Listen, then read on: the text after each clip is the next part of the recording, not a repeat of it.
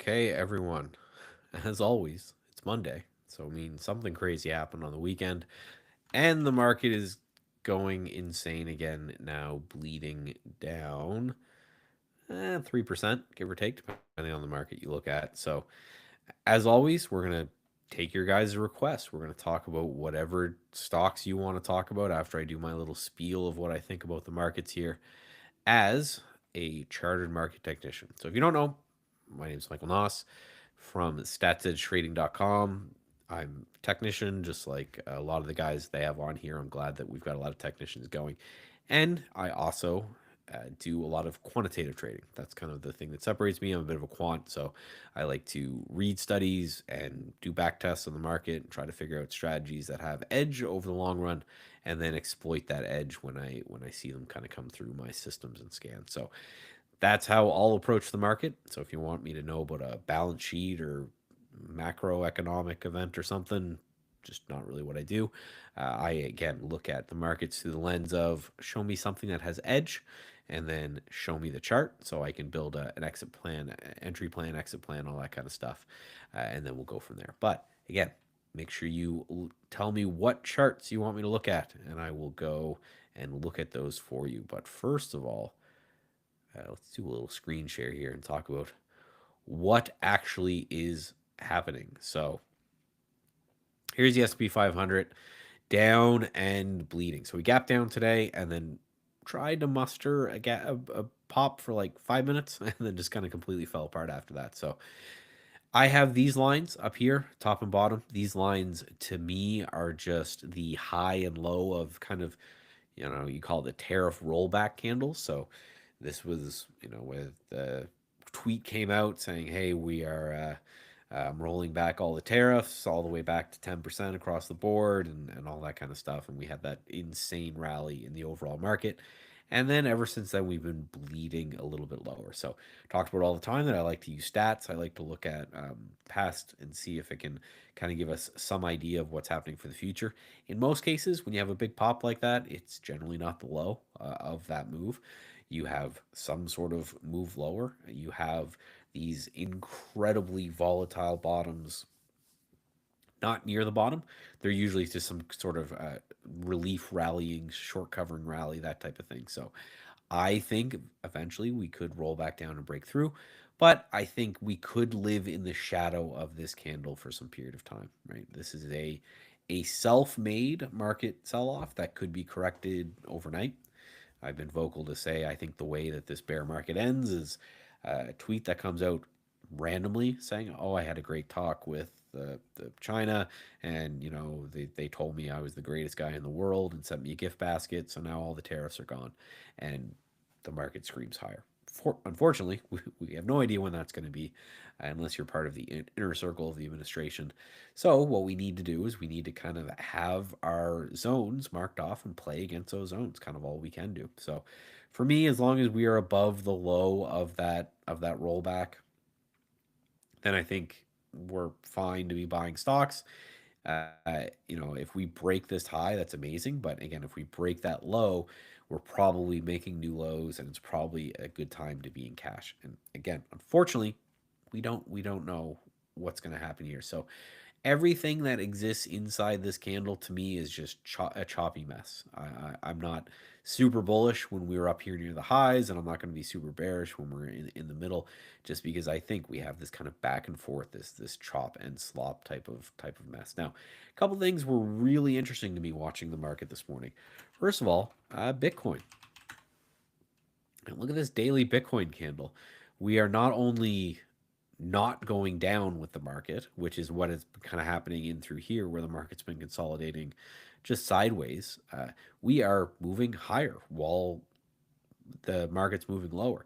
That is really new. Quite often, and I've been quoted saying this as well, is Bitcoin just acts as a tech company, right? So if the Qs are ripping higher, then Bitcoin's doing fine. If the Qs are selling off, then Bitcoin's doing horribly. And it's moving in lockstep with the S&P 500, with the Nasdaq, with basically tech out there. This is the first time in a while that I would say things are different. That it's moving conversely with the market and doing so pretty crazily, right? Let's go to a 30-minute chart. So this is kind of the open, I guess, for the of the S&P 500. You can see massive pop there. And then we take a look, we look at the same thing, the SPY. That's while this thing's just falling apart. So Bitcoin is doing very well while the market is falling apart. That to me is super interesting and something that I think people really need to focus on. Even if you don't care at all about crypto, even if you're never going to open up an exchange account and trade crypto in your life, the fact that these things are diverging in the way they are is something that's interesting. Now, the Bitcoin maxis will say, well, you can't tariff Bitcoin, and they're not wrong. Sorry, some tickles in my throat. But yeah, it's very interesting because Bitcoin, if you go back and look, did not help during 2022, 2023. That was right here. So the Russia Ukraine war that caused a sell off. If you go back to 20, you go back to 2020 and through here, it sold off with the pandemic. So the pandemic wasn't a help either. However, it's a help. It's working out right now. Now, a lot of people are saying, and makes a lot of sense to me, it's essentially just dollar worries. So the fact that the dollar is selling, meaning that Bitcoin relative to the dollar is outperforming. So that could be the case. However, it's a lot. It's moving a lot more to it. So it's showing me that there is some bid into it's there's a bid into Bitcoin, which is new and it's interesting. Even Ethereum is up today, and Ethereum just sucks. Like, look at this chart. This chart is awful, and it's one of those. If Ethereum can do okay, then maybe people are looking at cryptocurrency as a place to put their cash, because where else, right? Bonds are selling off with the market, so bonds are not being a safe haven to the market. Gold is, but it's got a lot of people freaked out because, well, just look at the chart. It's way overextended. So the question is, where do we put our money? A lot of people are now starting to move money over into Bitcoin, which is why we're getting this rally that's happening here. So keep an eye on that. That one's very interesting to me. The other thing that was super interesting watching the open was that we have the SPY here down almost 3%, 2.8% right now. And then we have the IWM only down 2%. So that is interesting, essentially, because often, quote, like most of the time, small caps are high beta. So if the market's down a percent, you'll see small caps down 1.5, 2%. If the market is up 1%, you'll see small caps up 1.5, 2%. Whatever the market does, small caps usually do more of that thing. However, today that's not the case. We have the market down 3%, and then we have the IWM down less. And the IWC, which is micro caps, little guys, so under $2 billion a share, those are holding up even better. I have no idea why. I've got no, pontification on this one. It's just one of those things in which if we're seeing a rotation out of the large caps and into small and micro caps, that to us is great as traders, because I know a lot of people like to trade their Netflix and the bigger, the Nvidias, the Teslas, the bigger guys out there, but there's only like 10 or 20 of those that are kind of interesting. IWM has 2,000 stocks that you could potentially comb through and try to find some. There's often a small cap premium because these things can, become large caps. It's a lot easier for a $50 million company to become a $100 million company than a $50 billion company to become a $100 billion company. So the movement, the percentage movement potentially on small caps is easier to do. It's why, again, they're also usually high beta to the market. The fact that we are not seeing that right now is something that I really think we need to focus on. And then when it comes to the sectors that are moving, there wasn't a huge amount that was staying up, right? Gold is up, yields are up, biotechs are up, and then we have WGMI, which is Bitcoin miners. That's up, but like I just talked about, Bitcoin is up as well. So nothing else there was crazy interesting to me, other than the fact that, again, these small caps are moving quite a bit.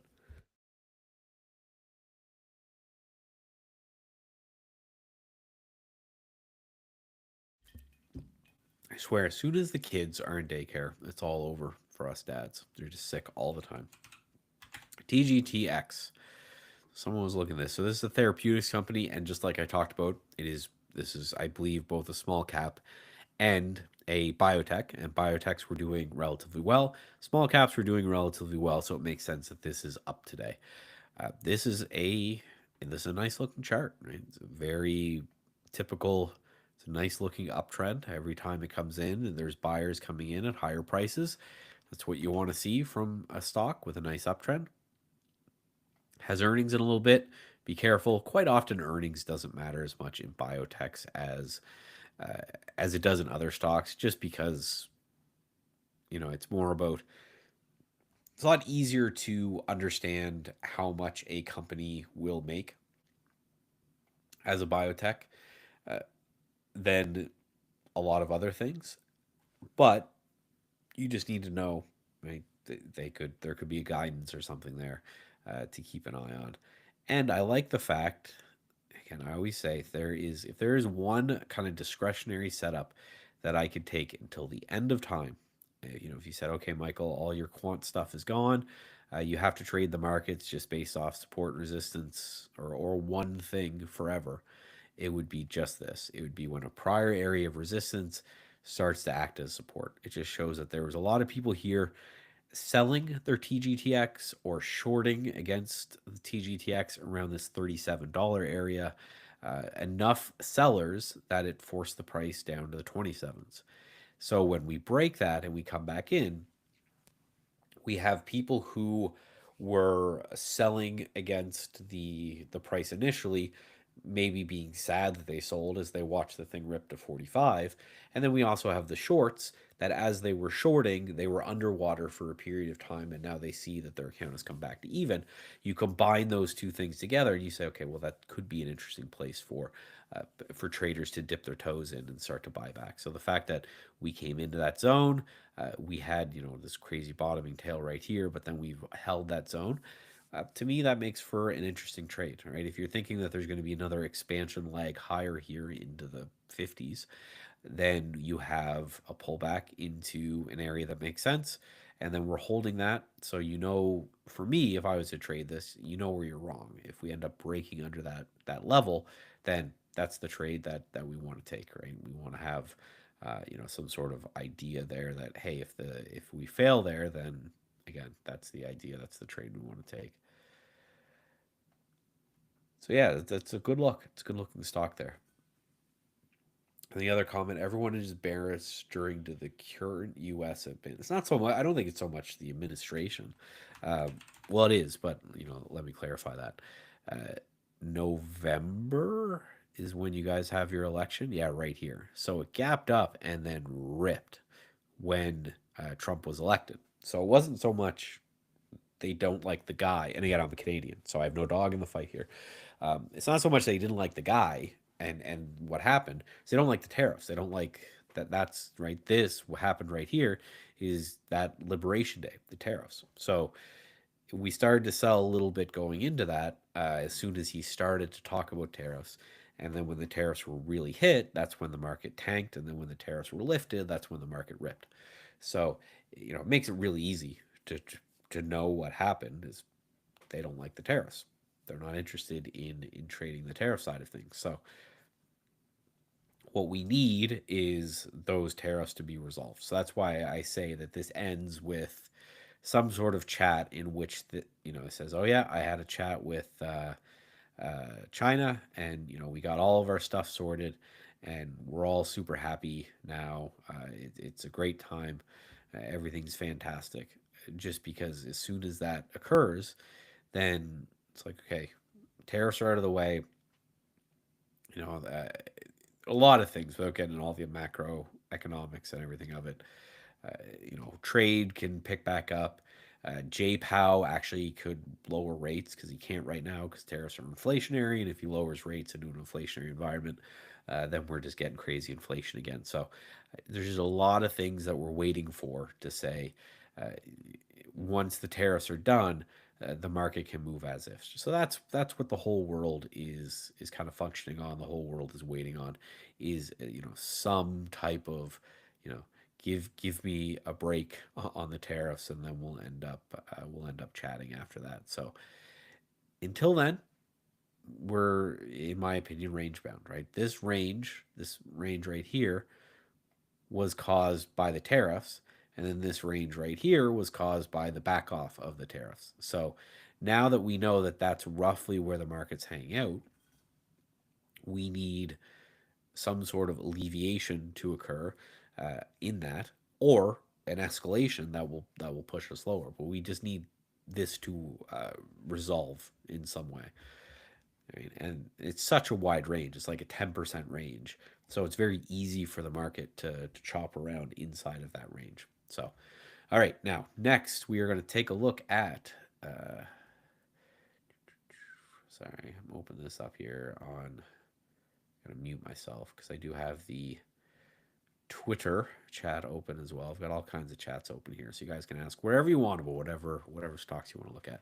Can I look at Netflix? So full disclosure, and I will always say this when it is true, but I own Netflix, and I own Netflix as of the beginning of the month, and so on this date right here, and for no other reason than it's a system that I have. I have a part of what I do at Stats Edge Trading. We have very soon day trading systems, swing trading systems, longer term investment systems, and one of these longer term investment systems just takes kind of the top names of the Nasdaqs. Based off a couple kind of proprietary metrics, and we rotate into whatever those top names are at the end of every month. So, uh, the idea is that if you take an index like the Nasdaq, the QQQs, that drifts up higher over time, and you have some way of sorting those to what you'll consider the best, and you rotate into those as well, then you can beat the performance of that over time. That's the idea behind that, right? It's not magic. It's just saying, hey, show me the strongest Nasdaq names. I'm going to own those. Once a month, I'm going to go through and I'm going to trim those out, change those around. So Netflix was one of those names, so I own Netflix. But again, if we're ever talking about something that I own, and unless I forget, I will definitely tell you guys that I own it. Just so you know, it's definitely going to take my understanding. So the specific question was on the Netflix head and shoulders pattern. I kind of see it, but you kind of have to squint to see it. So there's some, if you get real nerdy with it, right? Generally speaking, you want, I see this, but you want this shoulder would be a little lower, right? The idea behind, and I know a lot of kids just call it liquidity grabs. I think is the current guru that is famous this, but it's existed since the beginning of markets. The idea behind something like a head and shoulders pattern is you have an area of support or resistance that breaks and then gets retested again. Right? Wyckoff popularized it like 100 years ago, and then Charles Dow after that, and all kinds of. You go through history, this type of pattern is something that people have traded. The idea is that you have some sort of stop run or something down here, and that's the trade that you're kind of taking off that. This I could see it. Again, I can see what you're looking at. You have a area here, right? This would be the support or the resistance, and then this would be the break of that resistance. Let's go. All right, you have this area right here, and then you have that consolidation, and now it looks like we're popping up through that again. So if that fails, maybe we'll push lower. I will say on the statistics, because again, that's what I do. The head and shoulders pattern has an insanely high failure rate. So just keep that in mind. To me, I look at this and I say, not only is this really, really strong and potentially even breaking out here with positive earnings guidance that are popping up, is why are we in a bear market? Well, we're in a bear market due to tariffs. Right? Tariffs were created. and tariffs are generally speaking a very inflationary thing that slows the growth of the market and increases inflation. Does Netflix care about tariffs? Right? Is Netflix doesn't have to pay a tariff fee to deliver shows to other places in the world. So, you have something that's technically strong that is not affected by the thing that is bringing down the whole market. I look at this as potentially one of those head and shoulder patterns that could fail, and this could be a nice looking stock, right? Plus the plus the other thing that we could look at is the fact that recessionary, if we're going to talk about recessionary stuff, I think Netflix is pretty recessionary proof. I mean, again, not a macroeconomics guy, but if you have less money as a family, right? There's certain things that you're probably going to do less of. You're probably going to, maybe go to fancy restaurants less. Maybe people are going to buy new cars less. They're not going to upgrade their house as much. There's a lot of things that you could say, okay, these are the things that are going to get cut. Are you really cutting your Netflix subscription, even if things are getting a little bit tight around the house? I don't think, right? I don't think people are going to cut the, what is it, like $10 a month. I pay for Netflix. I don't know what it is. The $10 a month that you can, then do a lot with. And I think that was kind of evident back, to 2022, 2023, where they did just fine. So if anything, again, I own it. So that's the full disclosure. But if anything, I'm going to be more bullish Netflix than bearish, even though there's a head and shoulders pattern there.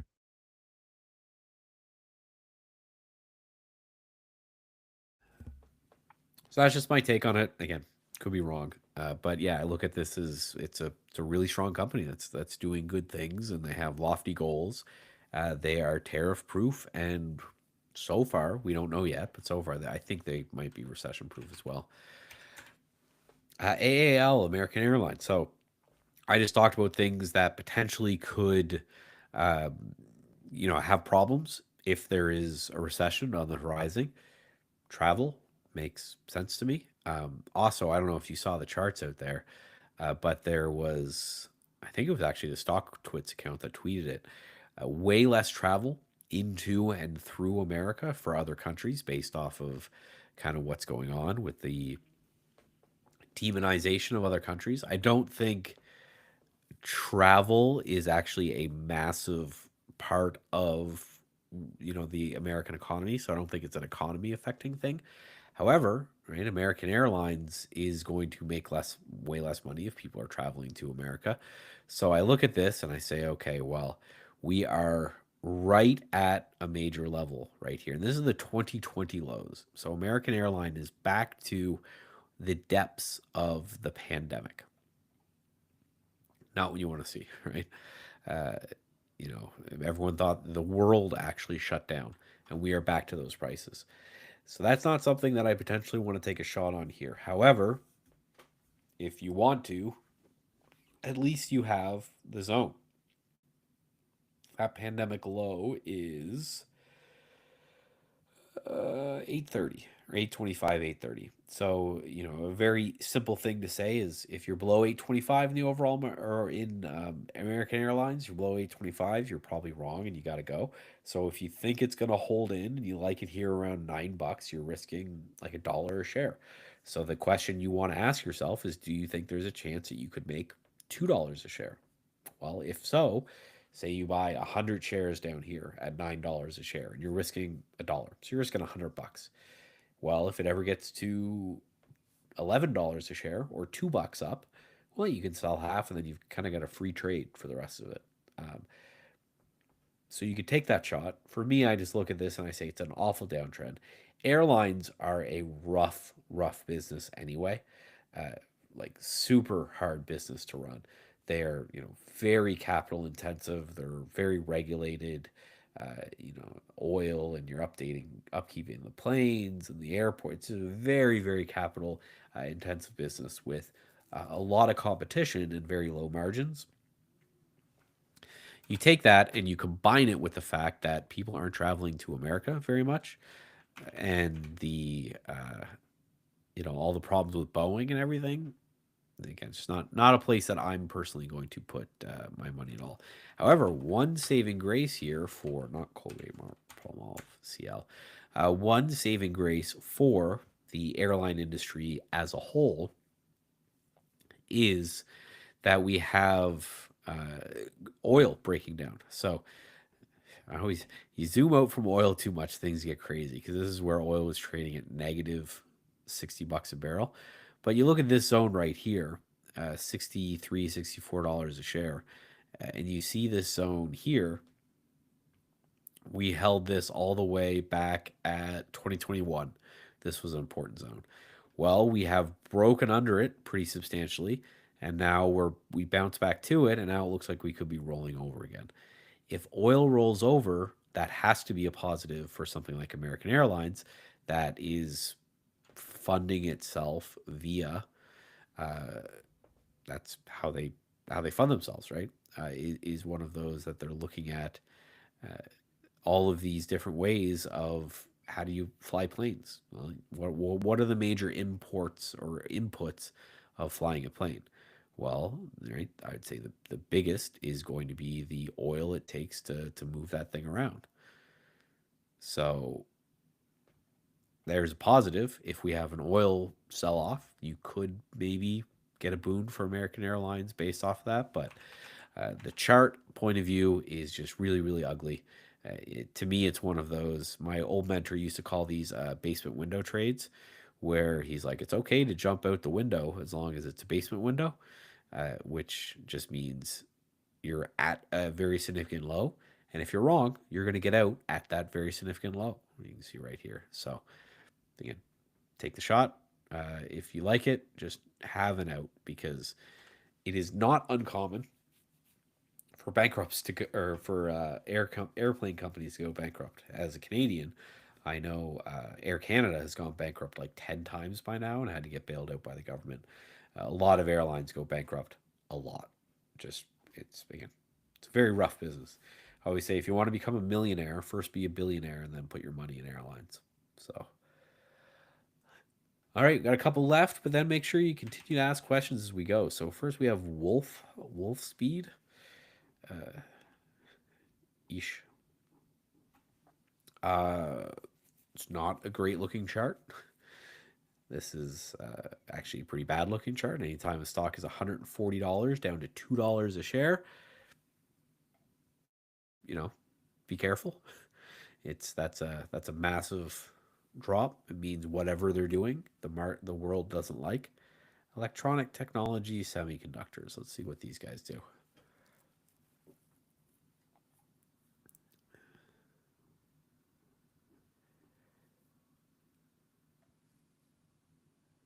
Focus on silicon carbonide, gallium nitrate materials. Okay, I don't know any of those things. Um, but the market doesn't like them, right? $140 down to $2. So that's one of those things probably on its way to zero at some point. A short term technical analysis, big gap down. So far, it looks like it may have found a bottom around $2 for now. There's people out there that think all gaps fill. The testing I have done, because I've talked about it here a few times, um, I want to do some testing on it. So far, I've not been able to find a very profitable strategy looking for these gaps to fill. So I have not found that's the case. All gaps, not only some gaps. So um, the you could go for a gap fade. That'd be $5, which would be an amazing percentage return. I think it's one of those you got to lean on the lows at $2. If it loses $2, you got to go. Earnings up in a little bit at the end of the month. You just have to say, do I think they're going to come out with something that's going to change the current trajectory of this place, which is hemorrhaging money, right? They're losing a lot. How much are they losing here? Where's the uh, yeah, they're not forecasted to make money in the foreseeable future. So it's one of those earnings, revenue, overview. How much cash do they have? Right, yeah. So they lose a lot of money and they don't have a lot of cash to hold them. So yeah, way more liabilities than assets. Yeah, there's nothing that's reaching out to me to say, hey, this is anything that I'd look to buy at all. Yeah, things are just moving quite a bit lower, and Bank of America's cutting targets. That's probably the most bullish thing I've seen on this name. As soon as you have the banks cutting targets, maybe you're near a low. So this is one of those for a trade you take a shot, right? You say I think the lows are in at $2. I'm gonna buy it here at 240. I'm gonna put my stop under $2. I'm gonna walk away, and then wake me up when it's $3 or $4. Let me get some of my money out of this thing, and then let it go.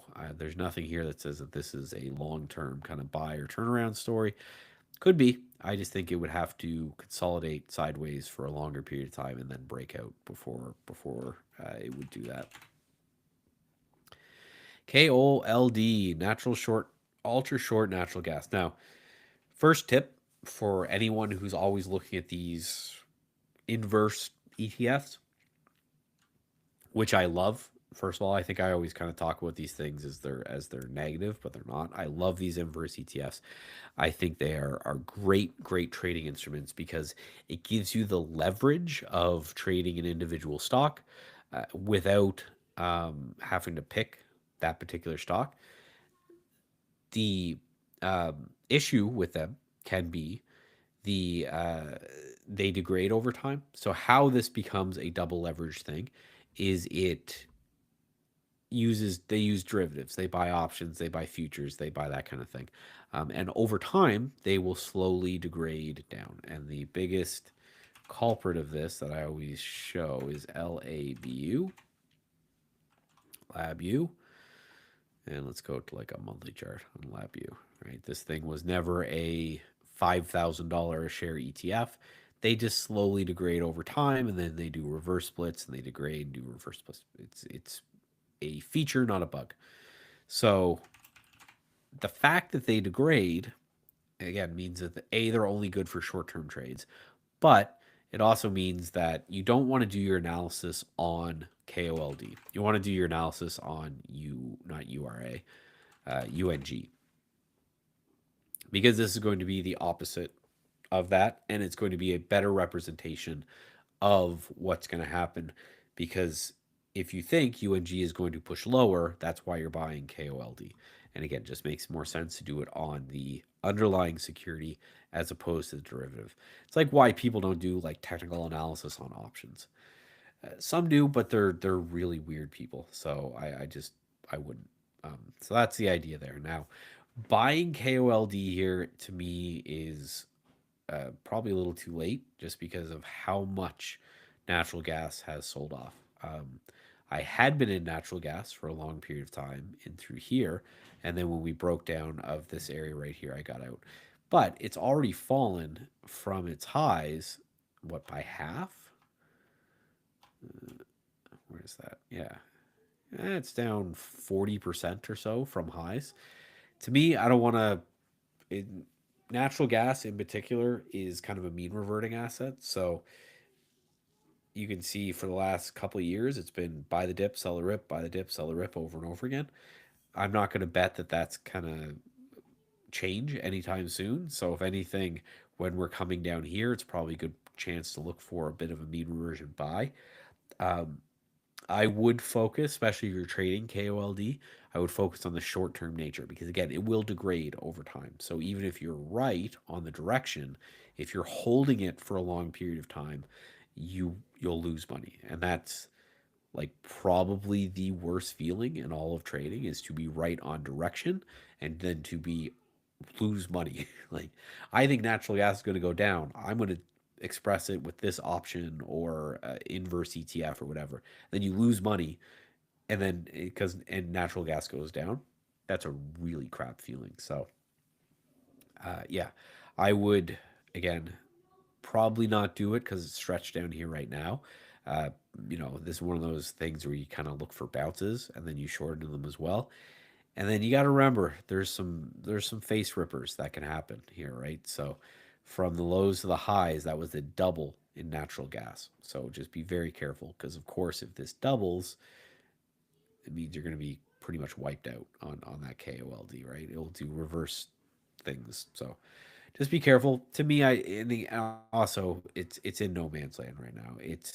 It's nowhere and nothing, right? That's the live stream, right? As long as you're in the middle of this kind of range, you are diddling in the middle, which is the technical term, which can be problematic. So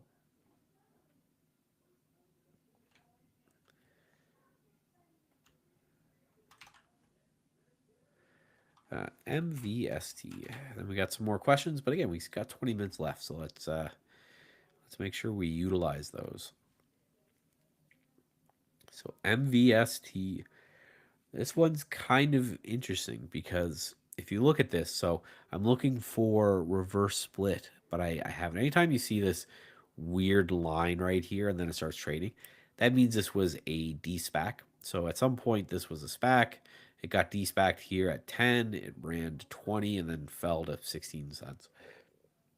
Often, what you'll see is reverse split after reverse split after reverse split because for those who don't know, there's a rule, and that rule states that your stock price has to be over a dollar. And if your stock price is not over a dollar, then you get delisted, you get removed from the Nasdaq, you get pulled out of the Nasdaq. So what that's why you see these companies reverse splitting all the time.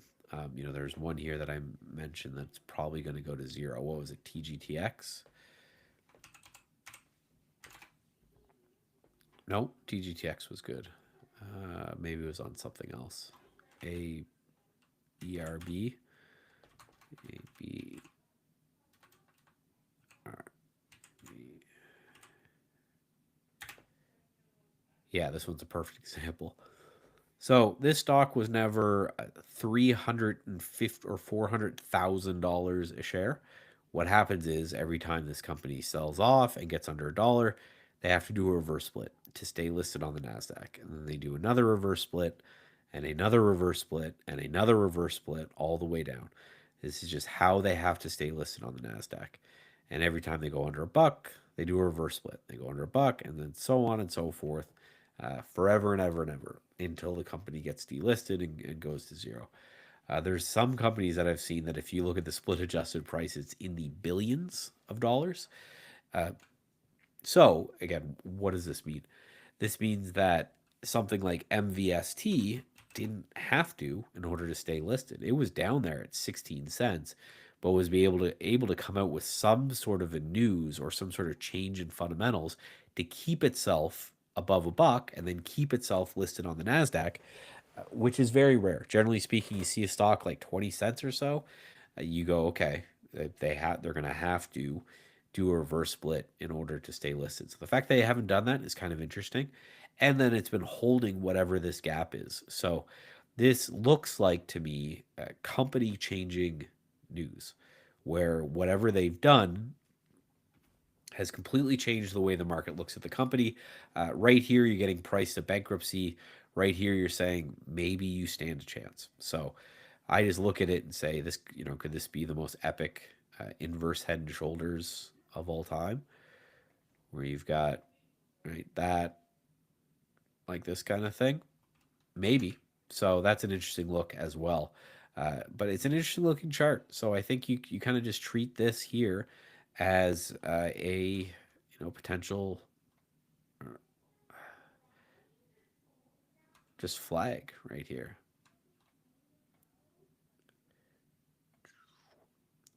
Right, so you have a big push up, and then so that's the flag pole.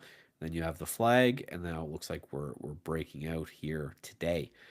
So the beauty of bull flags is that they're very easy to trade. I think that's why they're so popular and people love them so much. Is that they're always trend following. So you're always buying something in a trend, but you're not chasing it higher because you're waiting for it to consolidate, you're waiting for it to flag down.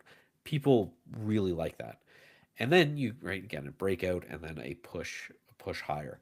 So if that's what we're going to end up getting here is this breakout of this bull flag, then you can simply buy it. Some people will use the halfway through the flag mark, which is probably like $1.40 or so, as their stop loss. So you're buying it at 2, your stop's $1.40, you're risking 60 cents. You ask yourself the question, is there a chance that it gets to 320, which would be just breaking a new high here?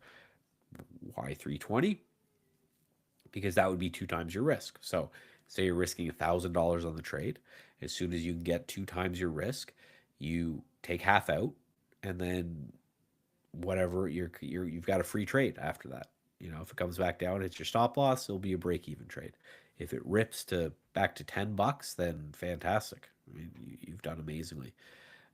So yeah, I would research what this was and whether you believe that the market that was something that's going to change the stock forever. And then you could simply trade this as a bull flag. Break out of the top of the bull flag, a stop kind of somewhere in this area, right, 240 ish, and take the trade there. But this is a nice of these little junky guys that I don't trade too much.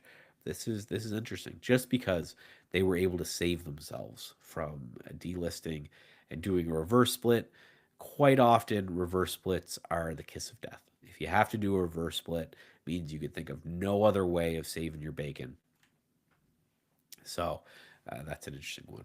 My thoughts on gold. We can use GC. Also, just a tip for people who don't want to trade or don't want to pay TradingView for the data for futures, there's generally a CFD version of every futures contract. So, for example, XAU USD is a CFD version of gold, and you can see both those charts look pretty much the same. They both have kind of the 24-hour trading. They have a lot of things in common when it comes to looking at those or mirroring each other, but they're free. You don't have to pay for the futures version of it. So it's the more you know. I don't mess with trying to bet tops of trends when it comes to commodities. And the reason for it, not a lot of people study commodities, and I totally get it because they're boring.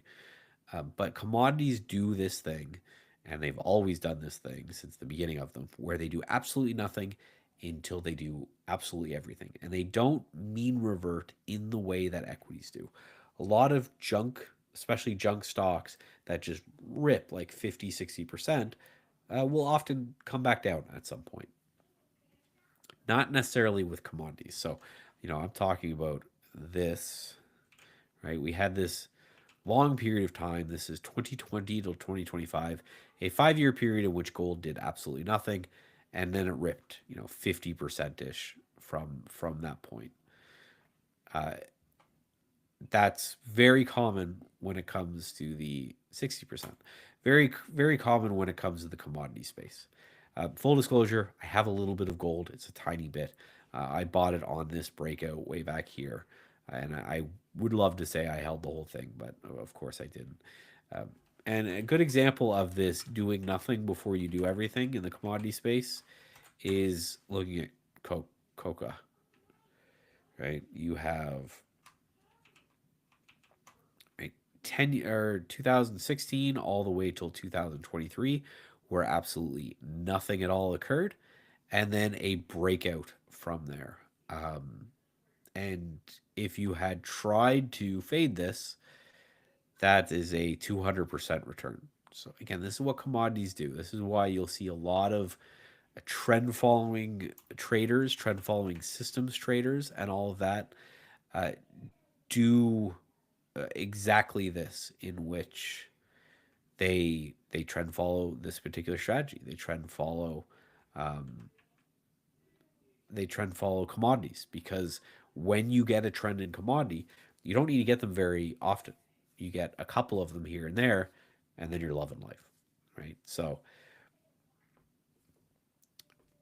right, and, you know, do what it is you must.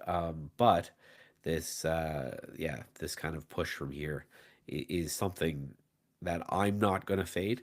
Now, is it overextended? Absolutely, right? There's no world in which you look at this chart and you don't say that gold is overextended. But like I talked about before, where else do you put your money right now? You got to remember that large institutions, family offices, the big guys out there, they don't have the advantage that we have as retail traders, which is why I never get the people who are hating on the old hedge funds, because our job is actually a lot easier. There's someone who worked in the hedge fund space for over 10 years.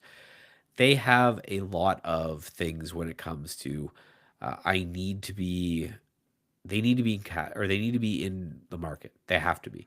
Whether by mandate or just peer pressure, they have to be invested in something. If I'm paying somebody 2 and 20, which is the common hedge fund split, which basically means I'm going to pay you 2% of whatever you have of my money, and then I'm going to pay you 20% of whatever you make on my money, you better be doing something. You better not just be sitting in cash like a lazy guy, not doing anything, which is fair, I think. And so they can't just do nothing. They can't just sit there. Whereas we can sit in cash for as long as we want. So you have the market selling. We go to SPY. Right? You have the market that looks like crap. You have bonds that look like crap.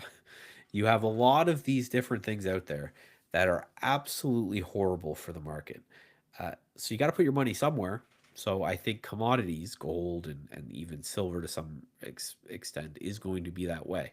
So it means that you're probably going to get this upward pressure until the market recovers. And, gold is not always a safe haven asset, but it is right now. And that's why at the beginning of this, I ranted a lot about how Bitcoin seems to be filling that goal a little bit. Maybe we start to see a bit of a push into Bitcoin as a where do I put my money? Uh, but right now, again, a lot of it's just in gold. So I'm not going to fade it. Yeah, it's overextended. If you wanted to take a shot fading it, maybe. I'm not going to buy it here. I'm not going to sell it. So for this to be is kind of a no touch, at least for now. So I have 10 minutes, guys. If you want to get some questions in, I see a couple left here. Let me just wet my whistle.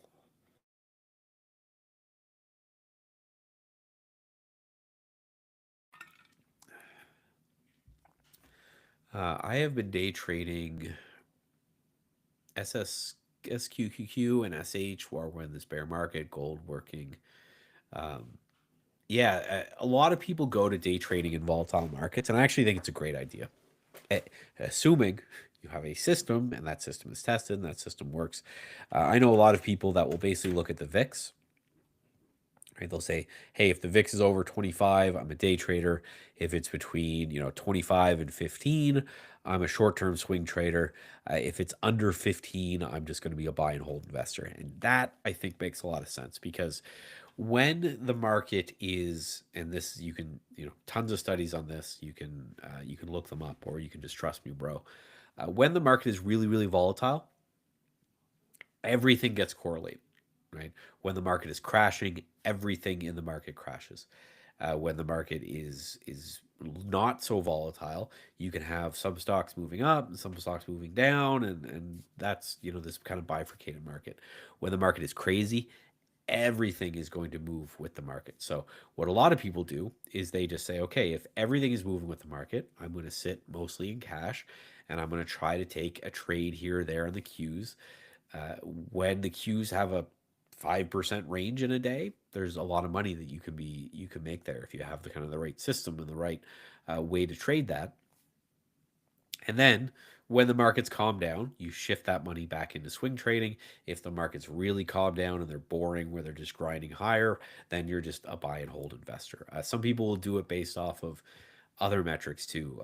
Some famous people out there will say, "Hey, if the SPY is under the 50-day moving average, I am either in cash or day trades. If it's over the 50-day moving average, I'll look for swings."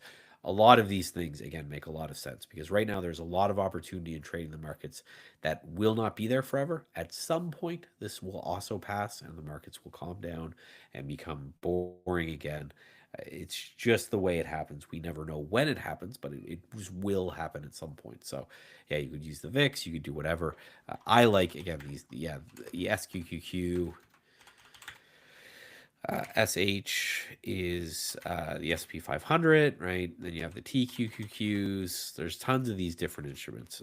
This morning, right, I took a day trade where I bought some of this dust after this kind of washout candle. So right in this area right here. And I sold it right before the stream. So that was a wicked trade on, again, something that's incredibly boring, dust being the gold miners. I made like 4%-ish on that trade. Great move. So yes, but most people lose money day trading. I will say that again. Most, 80, 90% plus. Uh, have a system, do that thing. Don't just look at the charts and say, I want to buy it, and then go from there, right? This is why when I said it's asset trading, I'm developing day trading systems. That just means just that. I'm going back 30 years and I'm back testing to try to find a small edge that I can exploit every day systematically, right? Just that's why I kept saying you can either day trade or do nothing, because for a lot of people, I think it's probably better to sit in cash and just wait, right? Go to the SP 500 and say, until we're back above 550, I am not doing anything. And I don't think there's anything wrong with that. You'll not only be way better off potentially financially than a lot of people, you'll actually probably be way better off mentally than a lot of you can get back involved. I think there's a lot of struggle that is going on right now, uh, understanding what to trade and when to trade it. Again, it's why I'm a systematic trader. I do the same thing.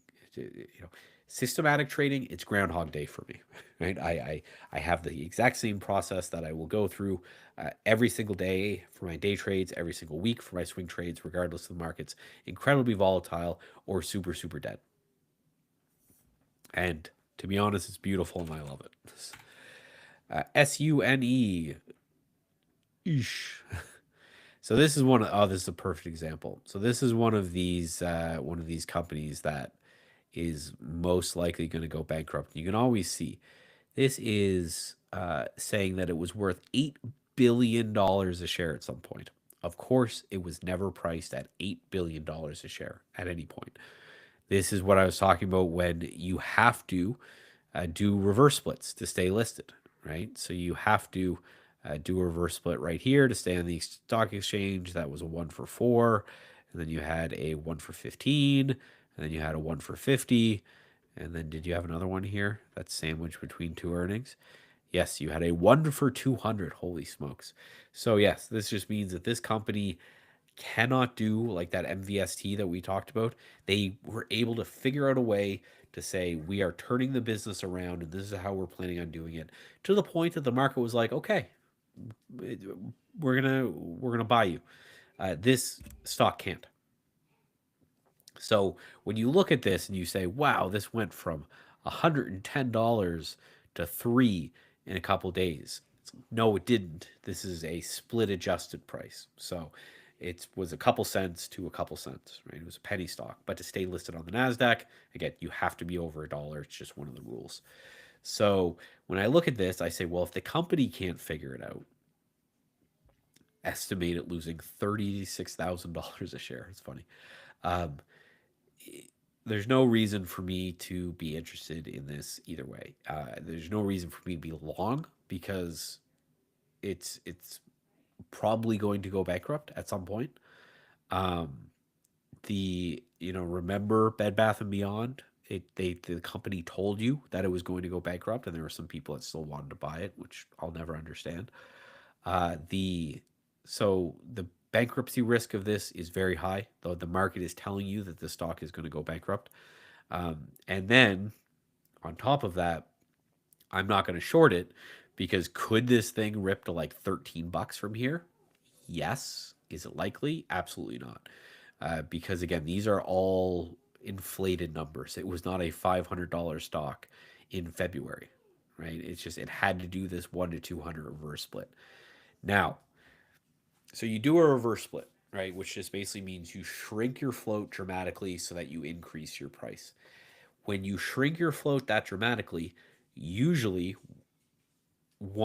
usually you also sell more shares, right? Because again, the company can't make money on its own, so it has to sell shares to retail to dilute those shareholders. That is not a good thing because look at AMC, right? AMC is 10x its float by diluting shares to shareholders. Um, so that's not ideal, right? That's not what you want to do. The only kind of saving grace with a company like this is that because if the float gets small enough after all of this, shrinking your float on purpose, it can get picked up by some Discord room or something like that. It becomes a lot easier to pump one way or another. So, right, it pumping to like $8 or something, $6, $8 is definitely a possibility. Uh, it could, right? It could push from there. I wouldn't bet on it. And when I see a company like this, anytime I go and say, "Oh, it was worth $1 billion a share at some point," I just know that they cannot do anything to make the market interested in their stock price. So why would I be interested? It's one of those. If you're holding it, sorry, um, it probably won't exist as a company in the near future, unless it does one of those MVSTs where it can figure out a way to save itself. Now, I don't know what they do other than the fact that just by calling Sun Nation Energy their solar panels, solar panels, the problem with solar as an industry is it just became very cheap and easy to make solar panels. So the margin for solar panels got absolutely destroyed. Same thing happened with the marijuana industry, right? Marijuana industry became very exciting because finally maybe we can sell marijuana in some states and make money. Problem is they call it a weed because it just grows out of the ground. So it's commoditized, right? Anyone can make it for really really cheap. The When I see something like that, it just makes me go, okay, well, if they can't, if it's very cheap to make solar panels and they can't figure out how to make money, then there's nothing that they're going to do that's really going to change them. They're not going to create solar panels 2.0, right? The better solar panels that are super amazing because the original solar panels didn't end up working. I just don't. It's just not the way that I see those things happening, right? So if you wanted to get into the solar space, I would always say invest in the stronger names like First Solar. Yeah, it's down what 50 over 50%, it's down 60% from its highs, but at least this company is doing okay. It's making some money. It has some cash on hand. It's doing okay. If you're bullish on solar, then a company like this I think is going to do fine. If you're not bullish on solar, then you definitely shouldn't be in a solar company that needs to do all these shenanigans just to stay listed on the NASDAQ. So, just one quick look at the market before our time here. It looks like we're continuing to, yeah, every. So, we had two little bounces. We had a bounce here, and then we sold off, and then we have a bounce here, and we're fading as well. Nothing super interesting to me in order to get me involved here in the market. The market could and should at some point settle off, but again, we are stuck inside this range. So until we can get out of this range in any way, shape, or form, the market is just a chop fest for me. So buy your dips, sell your rips, kind of move on with your day. Don't get too married to anything one way or another. And that is my time. I appreciate all you guys for coming. I'll be back here on Friday to do the morning show. I appreciate all your support and keep gather your questions for next Monday when we're right back at it.